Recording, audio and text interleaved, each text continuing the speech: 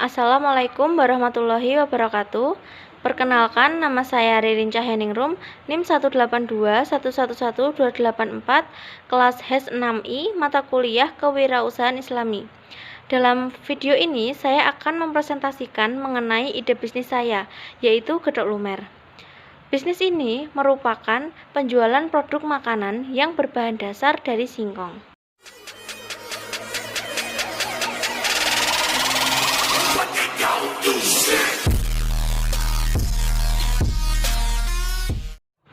Baiklah, langsung saja. Latar belakang terbentuknya bisnis ini yaitu bisnis ini itu terbentuk karena gedok yang beredar di pasaran pada umumnya itu hanya gedok original, yang mana warna, bentuk, dan rasanya itu hanya monoton seperti itu saja. Maka di sini saya akan mencoba menciptakan inovasi baru, gedok dengan varian rasa yang beraneka ragam, baik itu warna, bentuk, maupun rasanya. Kemudian bisnis model kanvas Gedok Lumer yaitu yang pertama yaitu customer segment. Seperti yang kita ketahui, customer segment itu merupakan sang pemilik bisnis itu harus bisa mendefinisikan segmen konsumen mana yang akan mereka tuju. Nah, Gedok Lumer di sini itu menyasar kepada semua konsumen. Dia itu menyasar kepada semua konsumen, baik kalangan anak-anak, muda, remaja, dewasa, hingga tua. Nah, gedok dengan terobosan baru ini akan lebih banyak menarik minat konsumen. Berbeda dengan gedok original pada umumnya, yang mayoritas konsumen yang menyukainya hanya kalangan dewasa hingga tua saja. Anak-anak kurang begitu menyukainya dikarenakan variannya itu hanya seperti itu saja, hanya monoton. Kemudian yang kedua, customer relationship.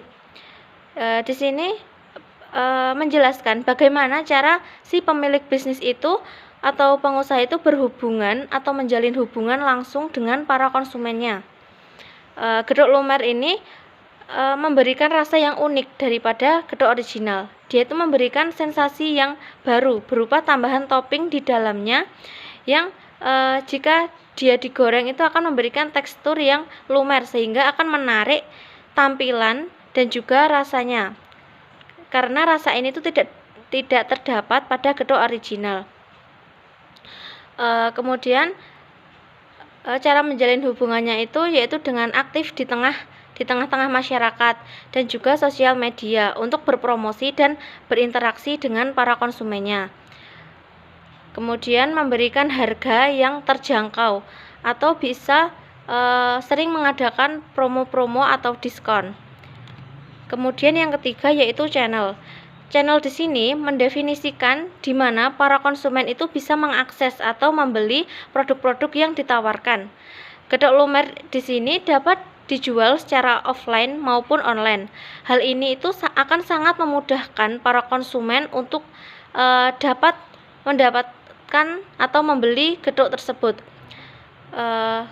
Gedok ini bisa ditemui di pasar, warung, agen frozen food, dan lain sebagainya.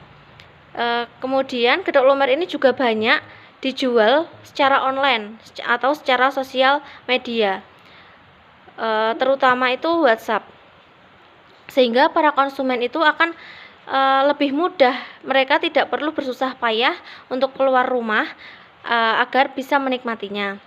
Berbeda dengan gedok original yang kebanyakan itu dijual secara offline atau hanya di pasar-pasar gitu.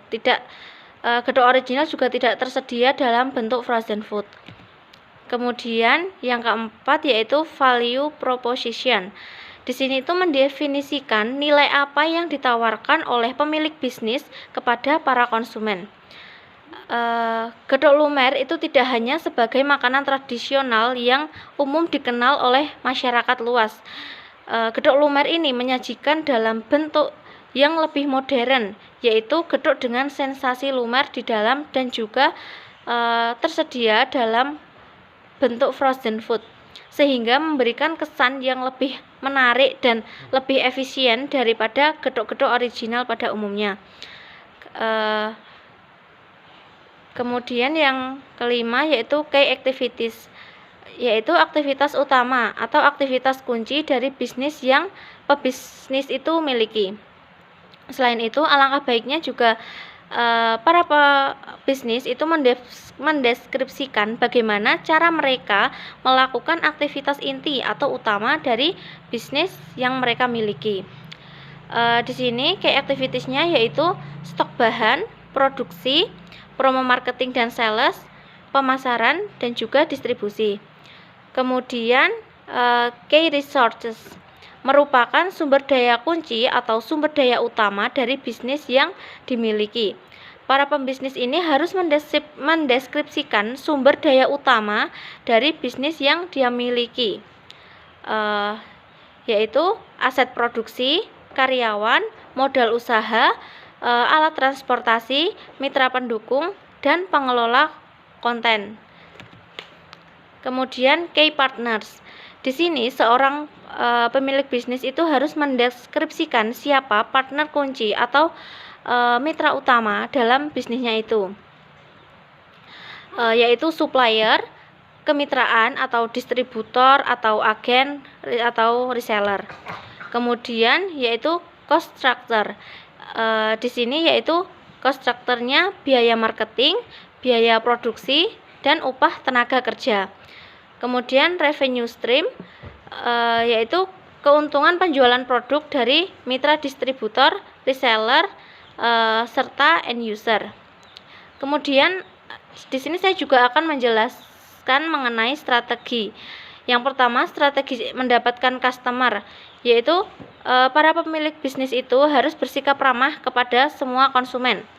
Terus sering mengadakan promosi secara offline di tengah-tengah masyarakat.